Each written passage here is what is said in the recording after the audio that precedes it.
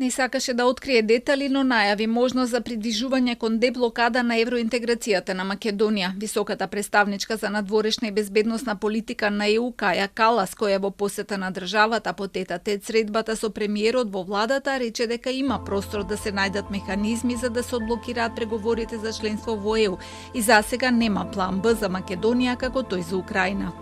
Секако, премиерот може да ги објасни подобро неговите идеи, но сметам дека има простор каде што може да направиме нешто. Не би навлегувала во детали. Ние се фокусираме на план А и се обидуваме планот А да профункционира, затоа што кога се префрлате кон план Б, тогаш план А излегува од игра.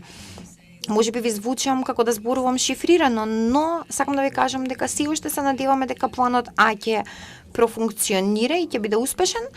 Работиме кон тоа, доколку не, тогаш ќе поминеме кон следната фаза. Премиерот Мицкоски пак најави дека прифатиле за време на Хашкиот самит на НАТО да има билатерална средба на председателката Силјановска Давкова со бугарскиот председател Румен Радев.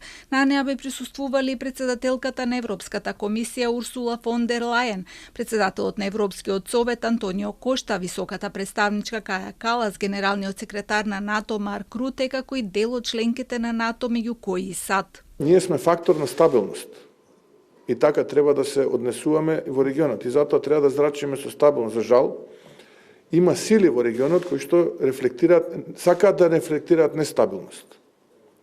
И затоа, кога ќе ги имаме сите аргументи на еден ваков билатерален состанок, тоа би било многу добро. Тоа би било многу добро да се слушне. На крајот од денот, ние сите треба да седнеме и да ги слушнеме аргументите.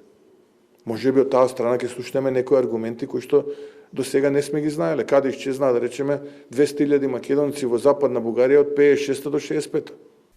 Мицкоски на средбата побарал и фер третман, почесна и поотворена потврда од ЕУ за Македонија, бидејќи како што вели не се однесуваат сите земји членки во европскиот дух, изрази подготвеност да прифатат медијација од амбасадите во земјава за да се најде долготрајно решение.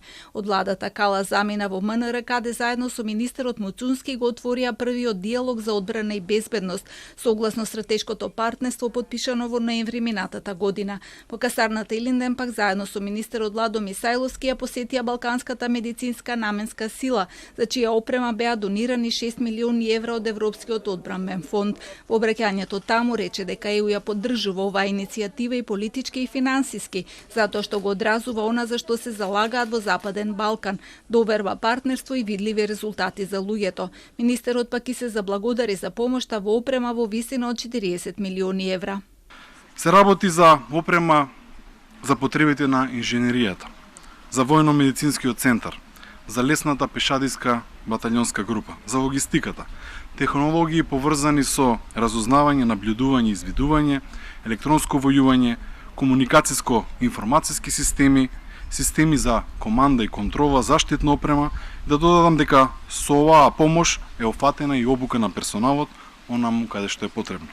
Калас посетата на земјава ја заокружи со средби со представници од студентските и младински организации.